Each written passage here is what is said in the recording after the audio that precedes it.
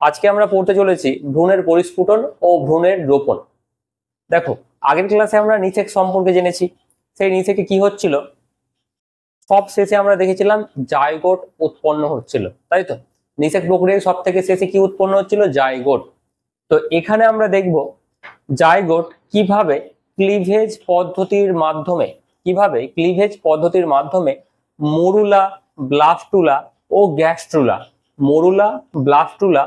Gastrula গঠনের মাধ্যমে ভ্রূণে পরিণত হচ্ছে। তো চলো শুরু করা যাক। দেখো, আমরা তাহলে নিষেকে সব থেকে শেষে কি দেখেছিলাম? জাইগোট। এবার সেই জাইগোটটা কি হবে? সেই জাইগোটটা ধীরে ধীরে কিন্তু বিভাজিত হবে।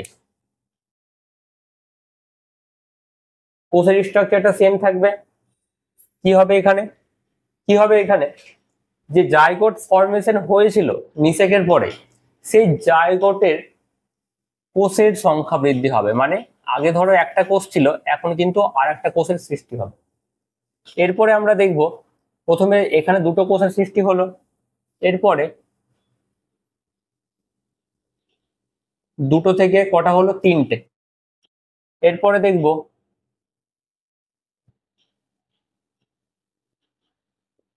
তিনটে থেকে চারটা। এরপরে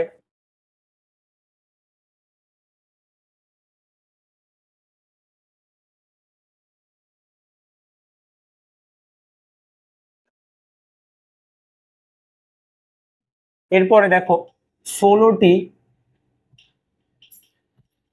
কোষ নিয়ে গঠিত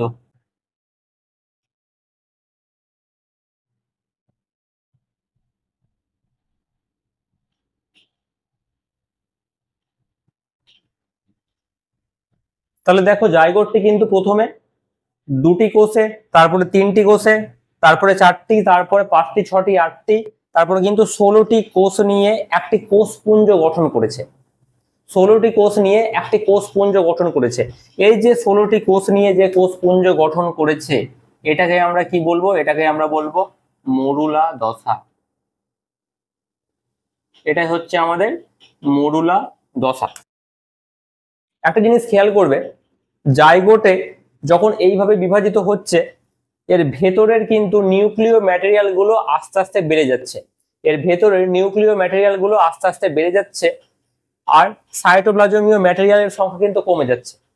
আর অবশ্যই এখানে আরেকটা জিনিস মনে রাখতে হবে যে এর আকার, এর সাইজ, ঠিক আছে, এর সাইজ কিন্তু কোনো সময় চেঞ্জ হচ্ছে না। সাইজ কিন্তু যেইকার সেই থাকছে, এর মধ্যে শুধুমাত্র নিউক্লিয় ম্যাটেরিয়াল গুলোর সংখ্যা বেড়ে যাচ্ছে। তো এই হচ্ছে আমাদের মরুলা দশা। এবার এই যে আমরা মরুলা দশা দেখলাম, এই মরুলা দশায় আবার কি হবে? আবার কন্টিনিউয়াস বিভাজন হবে। এই মরুলার মধ্যে আবার কন্টিনিউয়াস বিভাজন হওয়ার পরে আমরা দেখব আর একটি দশা, যার নাম হচ্ছে ব্লাস্টুলা। তাহলে মরুলা থেকে আমরা এবার কি চলে আসবো? মরুলা থেকে আমরা চলে আসবো ব্লাস্টুলা।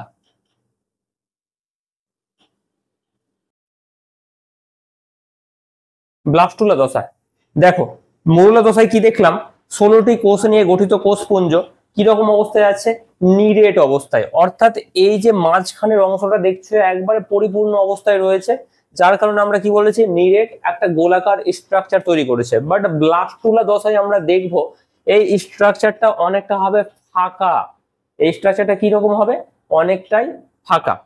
তো চলো দেখে নেওয়া যাক।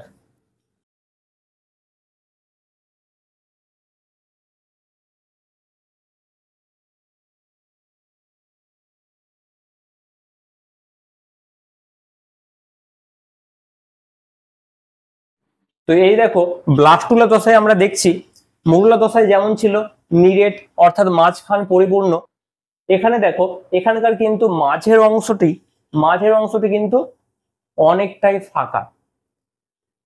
কিছু কিছু অবশ্য আমরা কোষ দেখতে পাচ্ছি, কিন্তু মোস্টলি কি হচ্ছে? এখানে ফাঁকা। তাই আমরা এটাকে কি বলছি? একটা ফাঁপা গোলাকার স্ট্রাকচার। মরুলাতে যেখানে ছিল নিরেট গোলাকার স্ট্রাকচার, এখানে হচ্ছে ফাঁপা গোলাকার স্ট্রাকচার। তো এই যে দেখো বাইরের যে অংশ, অর্থাৎ বাইরের যে কোষগুলো রয়েছে, এগুলোকে বলা হয় বহিঃকোষীয় পুঞ্জ।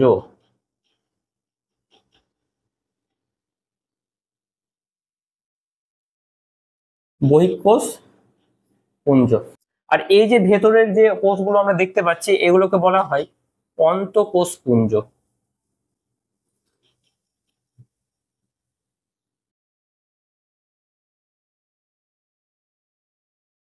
তাহলে বাইরের কোষগুলোকে আমরা বলছি বহিঃকোষপুঞ্জ আর ভেতরের কোষগুলোকে আমরা বলছি অন্তঃকোষপুঞ্জ। এবার যেমনটা তোমরা জানো এই পুরোপুরি এই ঘটনাগুলো কোথায় ঘটছিল? এই ঘটনাগুলো ঘটছিল ইউটেরাস বা জরায়ুর মধ্যে। ইউটেরাস বা জরায়ুর মধ্যে। তো সেই জরায়ুর মধ্যে যখন এই ঘটনাগুলো ঘটছে তখন এই জরায়ু থেকে এক ধরনের তরল নির্গত হয়, এক ধরনের তরল বা রস নির্গত হয়, যাকে বলা হয় ইউটেরাইন মিল্ক। কি বলছি? Uterine milk. এই ইউটেরাইন মিল্ক ধীরে ধীরে কিন্তু প্রবেশ করবে এই যে কোষান্ত রন্ধ্র স্থানগুলো রয়েছে, এই যে অন্তঃকোষ পুঞ্জের মধ্যে যে ফাঁকা ফাঁকা জায়গাগুলো রয়েছে এগুলোর মধ্যে কিন্তু এই ইউটেরাইন মিল্ক প্রবেশ করবে। ইউটেরাইন মিল্ক কি করছে? এই যে ফাঁকা ফাঁকা জায়গাগুলো দেখছো, এই ফাঁকা ফাঁকা জায়গাগুলোর মধ্যে কিন্তু প্রবেশ করবে এবং এই ইউটেরাইন মিল্ক বা তরল পদার্থ এর মধ্যে প্রবেশ করার ফলে কি তৈরি করবে? একটা বৃহৎ তরল পদার্থপূর্ণ স্থান, একটা বৃহৎ তরল পদার্থপূর্ণ স্থান, যাকে আমরা বলবো কি? ব্লাস্টোসিল। তো চলো সেটা আবার দেখে নেওয়া যাক। তাহলে এই দেখো এখানে কি হলো, এই যে ইউটেরাইন মিল্ক, এই যে ইউটেরাইন মিল্ক অন্তঃকোষপুঞ্জের কোষান্ত রন্ধ্রে, মানে এই অন্তঃকোষপুঞ্জগুলো একবারে তো গায়ে গায়ে লেগে নেই, এদের মধ্যে কিছু ফাঁকা জায়গাও রয়েছে। তো সেই ফাঁকা জায়গাগুলোর মধ্যে প্রবেশ করে কি গঠন করছিল? একটা বৃহৎ তরল পদার্থপূর্ণ স্থান, যাকে আমরা কি বলছি? ব্লাস্টোসিস। তো এই যে একটা ফাঁকা জায়গা গঠন করলো, এই ফাঁকা জায়গাটাকে আমরা কি বলবো? ব্লাস্টোসিল।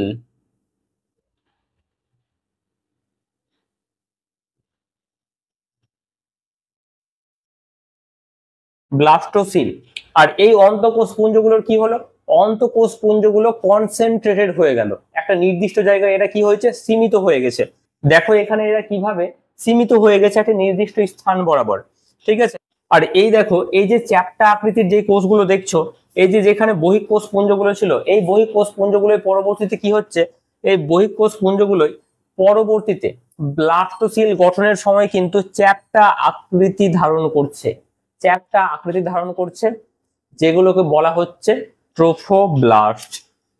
অর্থাৎ এই অংশগুলোকে পরবর্তীতে আমরা জানছি ট্রোফোব্লাস্ট হিসেবে।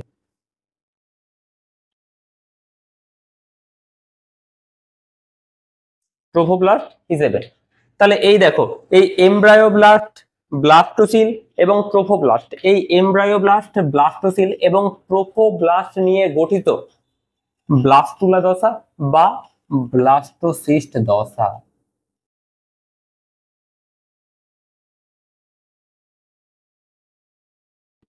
তো আশা করি তোমাদের মরুলা এবং ব্লাস্টুলা দশাটি ক্লিয়ার হয়েছে। তবে এখানে আর একটা জিনিস জানার আছে, যেমন এই যে তোমরা এই বাইরের যে স্ট্রাকচারটি দেখছো, এই যে বাইরের যে স্ট্রাকচার, এটাকে বলা হয় জোনা পেলুসিডা।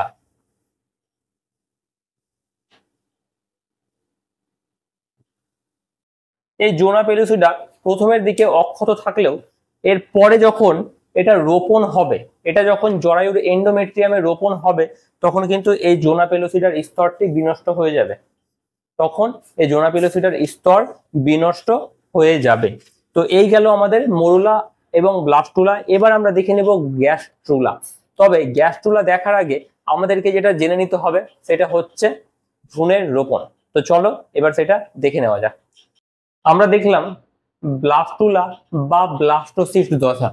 ব্লাস্টুলা বা ব্লাস্টোসিস্ট দশাই কিন্তু এখানে রোপিত হবে, মরুলা কিন্তু হবে না। অনেক সময় তোমরা কিন্তু এক্সামিনেশনে এটা ভুল করে আসো, যে মরুলা, ব্লাস্টুলার, গ্যাস্ট্রুলার মধ্যে কিন্তু তোমরা পার্থক্যটা ঠিক মতন করতে পারো না। তাই এটা মাথার মধ্যে ঠিক ভালোভাবে ঢুকিয়ে নাও যে এটা হবে কি? ব্লাস্টোসিস্ট দশা। যে ব্লাস্টোসিস্ট দশাই হচ্ছে কি রোপিত হবে কোথায়? জরায়ুর এন্ডোমেট্রিয়ামের মধ্যে। তো দেখো এই যে চিত্রটা তোমরা দেখতে পাচ্ছ, এটাই হচ্ছে জরায়ুর চিত্র, তাই তো? এটাই হচ্ছে জরায়ুর চিত্র। আর যাদের মনে নেই তারা ব্রেনোলিয়া খাও, হরলিক্স খাও, যা খাওয়ার খাও, কিন্তু মনে করার চেষ্টা করো। তো এই হচ্ছে আমাদের জরায়ুর চিত্র। এই জরায়ুর চিত্রতে আমরা কি দেখব? যে আমরা দেখেছিলাম এই ডিম্বথলি থেকে কি হচ্ছিল, ডিম্বাণুগুলি বেরিয়ে আসছিল, তারপরে এইভাবে অ্যাম্পুলার মাধ্যমে সেগুলো কিন্তু কোথায় চলে আসছিল, এই সমস্ত জায়গায়। এই সমস্ত জায়গায় আসার পর ও কিন্তু ধীরে ধীরে কি হবে, ব্লাস্টোসিস্ট দশায় ও কিন্তু এই জরায়ুর গায়ে কিন্তু এইভাবে স্পর্শ করবে, জরায়ুর গায়ে কি হবে, স্পর্শ করবে। এবার এই যে জরায়ুর প্রাচীর স্পর্শ করলো, জরায়ুর প্রাচীর স্পর্শ করার পরে এখানে কিন্তু আমরা একটা ঘটনা দেখতে পাবো। তো চলো সেটা দেখে নেওয়া যাক। এটাকে যদি আমরা একটু ভালোভাবে দেখি, এই ছবিটাকেই, অর্থাৎ এই যে এখানে সংযুক্ত হয়ে আছে, এটাকে যদি আমি একটু ভালো করে দেখি তাহলে দেখতে পাবো কিরকম স্ট্রাকচার।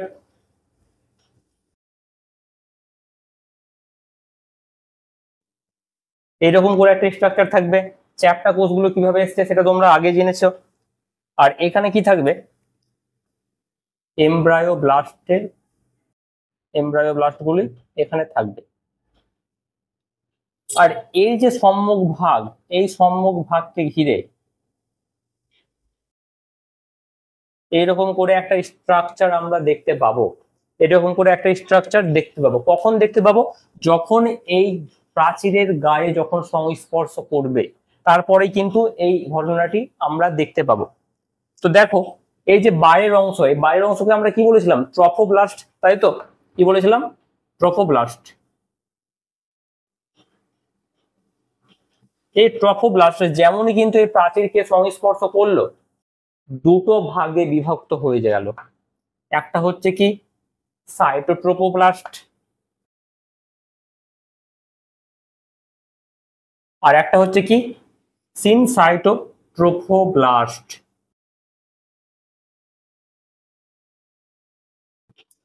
সিনসাইটোট্রোফোব্লাস্ট। এবার বিভক্ত হওয়ার পরে আমরা কি দেখব, এই যে জরায়ুর তিনটে প্রাচীর রয়েছে, জরায়ুর তিনটে প্রাচীর রয়েছে, সব থেকে ভেতরেরটাকে কি বলে, এন্ডোমেট্রিয়াম।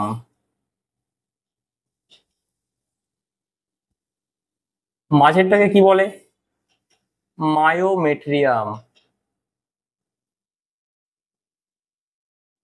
বাইরেরটাকে কি বলে, পেরিমেট্রিয়াম।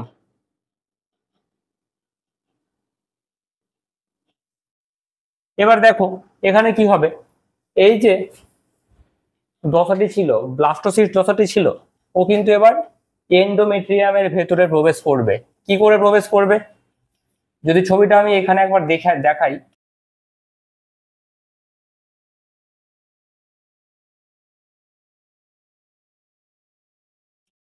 তাহলে দেখতে পাবে এন্ডোমেট্রিয়ামের একদম ভেতরে প্রবেশ করে, একদম ভেতরে প্রবেশ করে ও কিন্তু এই স্ট্রাকচারটাকে এইরকম করে দেবে।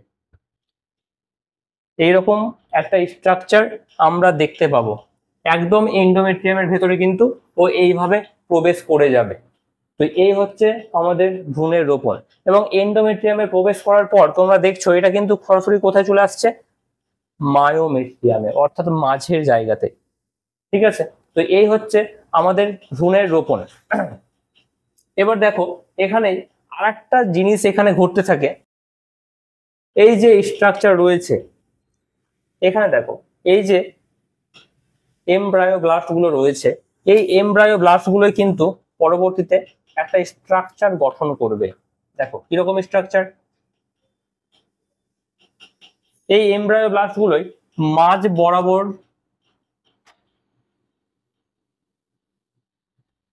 বরাবর, একত্রিত হয়ে গঠন করবে জার্ম ডিস্ক। কি গঠন করছে, জার্ম ডিস্ক। জার্ম ডিস্ক, এই জার্ম ডিস্ক, এই জার্ম ডিস্ক আবার দুভাগে বিভক্ত হয়ে যাবে। এই জার্ম ডিস্ক আবার দুভাগে বিভক্ত হয়ে যাবে। দেখো কিভাবে বিভক্ত হচ্ছে,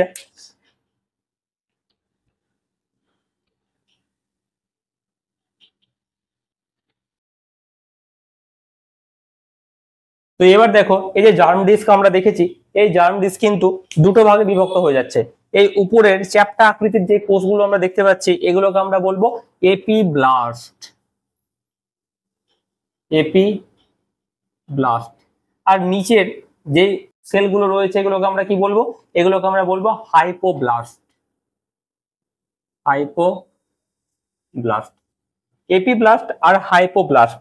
এই এপিব্লাস্ট, এই এপিব্লাস্ট থেকে আমরা দেখব পরবর্তীতে কিন্তু এক্টোডার্ম সৃষ্টি হবে। কি সৃষ্টি হবে? এক্টোডার্ম। আশা করি তোমরা এই শব্দগুলো শুনেছো, এক্টোডার্ম, মেসোডার্ম, এই শব্দগুলো আমরা দেখব কিভাবে আসছে। এবার দেখো এখানে আমরা আরেকটি স্ট্রাকচার দেখতে পাবো, একটু এইভাবে আমি লিখে দিচ্ছি।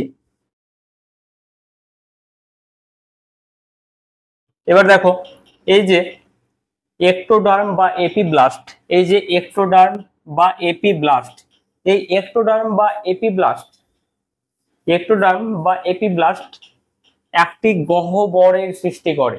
একটি গহ্বর, এই যে এই গহ্বরটি দেখছো, এই একটি গহ্বর সৃষ্টি করে যাকে বলা হয় অ্যামনিওটিক গহ্বর বা অ্যামনিওটিক ক্যাভিটি। অ্যামনিওটিক ক্যাভিটি বা অ্যামনিওটিক গহ্বর। এই অ্যামনিওটিক গহ্বরের মধ্যে থাকে অ্যামনিওটিক তরল, যা পরবর্তীতে একটা ভ্রূণের লালন পালন করতে কিন্তু খুব গুরুত্বপূর্ণ ভূমিকা পালন করবে। আর এই যে নিচে দেখছো হাইপোব্লাস্ট, এই যে নিচে দেখছো হাইপোব্লাস্টের স্তর, এই হাইপোব্লাস্টও কিন্তু আরেকটি আবরণী পর্দার মতন একটা স্ট্রাকচার সৃষ্টি করেছে যাকে বলা হয় হিউজারের পর্দা। এই যে নিচে এই পর্দাটি দেখতে পাচ্ছ এটিকে বলা হয় হিউজারের পর্দা। হিউজারের পর্দা, এই হিউজারের পর্দা, এই হিউজারের পর্দা যেই ফাঁকা জায়গাটিকে ঘিরে রয়েছে, যেই ফাঁকা জায়গাটিকে ঘিরে রয়েছে তাকে বলা হয়, তাকে বলা হয় প্রাইমারি ইয়ক স্যাক। অর্থাৎ এই যে অংশটি দেখছো এই অংশটিকে আমরা কি বলবো? প্রাইমারি ইয়ক স্যাক। তাহলে আবারও বলছি এখানে কি হচ্ছে, উপরে তোমরা দেখেছিলে এপিব্লাস্ট ছিল, নিচে ছিল হাইপোব্লাস্ট।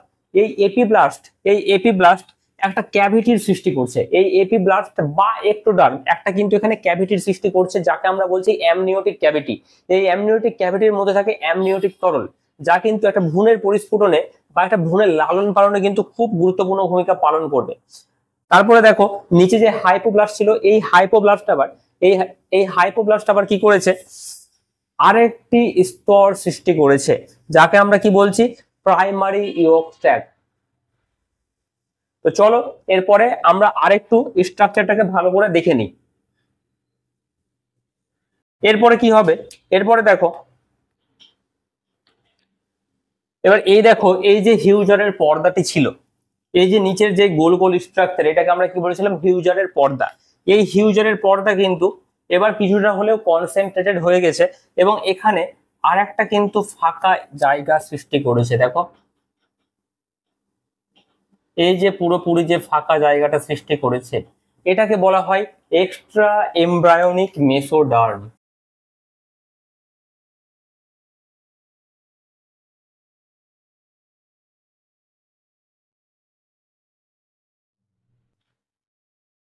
কি বলছি এটাকে? Extra embryonic mesoderm. এই এক্সট্রা এমব্রায়োনিক মেসোডার্মের ভেতরে আবার কিন্তু ছোট ছোট গহ্বরের সৃষ্টি হবে। এইভাবে ছোট ছোট গহ্বরের সৃষ্টি হবে যেগুলো পরবর্তীতে একসঙ্গে এসে আর একটা বৃহৎ গহ্বরের সৃষ্টি করবে যাকে আমরা কি বলবো? যাকে আমরা বলবো কোরিয়নিক গহ্বর। কোরিয়নিক গহ্বর।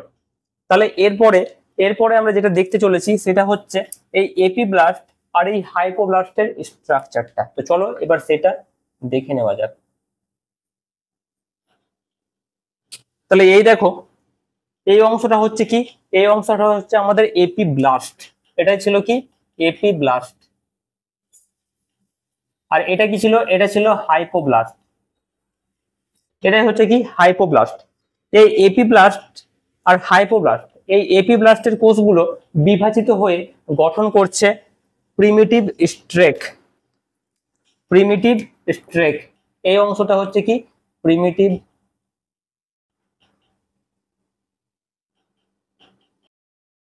স্ট্রেক।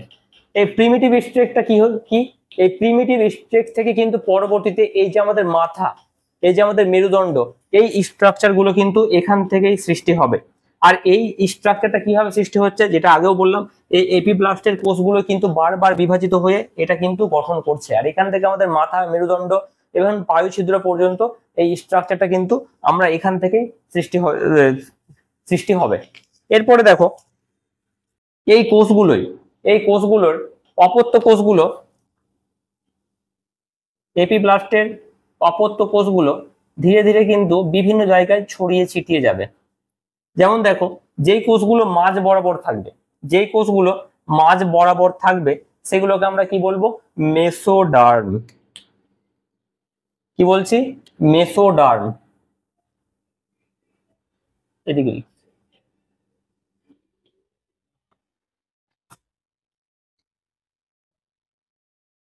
অপত্য কোষগুলো বিভাজনের সময় যখন মাঝ বরাবর থাকবে তখন সেগুলোকে আমরা কি বলবো, মেসোডার্ম। এবং এই কোষগুলোরই কিছু অংশ যখন এই হাইপোব্লাস্টের উপরে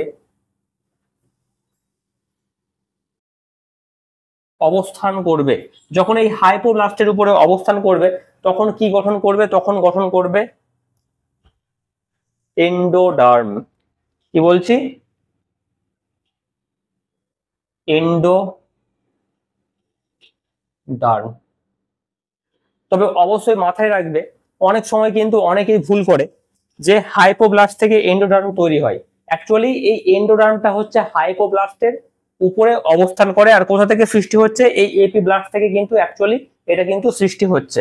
আর এই যে এপিব্লাস্ট দেখেছো তোমরা, এই এপিব্লাস্টটাই পরবর্তীতে কিসে পরিণত হবে, এই এপিব্লাস্টটাই পরিণত হবে এক্টোডার্মে। এই এপিব্লাস্টে পরিণত হবে এক্টোডার্মে। আর এই দেখো, এই এক্টোডার্ম, মেসোডার্ম আর এন্ডোডার্ম, এই এক্টোডার্ম, মেসোডার্ম আর এন্ডোডার্ম সমন্বিত যে ভ্রূণ, এই এক্টোডার্ম, এন্ডোডার্ম আর মেসোডার্ম সমন্বিত যে ভ্রূণ, তাকেই আমরা কি বলবো, তাকেই আমরা বলবো গ্যাস্ট্রুলা। তাকে আমরা বলছি গ্যাস্ট্রুলা। তো এই গেল আমাদের ভ্রূণের পরিস্ফুটন, ভ্রূণের রোপণ, আর মরুলা, ব্লাস্টুলা আর গ্যাস্ট্রুলা। দেখা হচ্ছে তোমাদের সঙ্গে পরের ক্লাসে।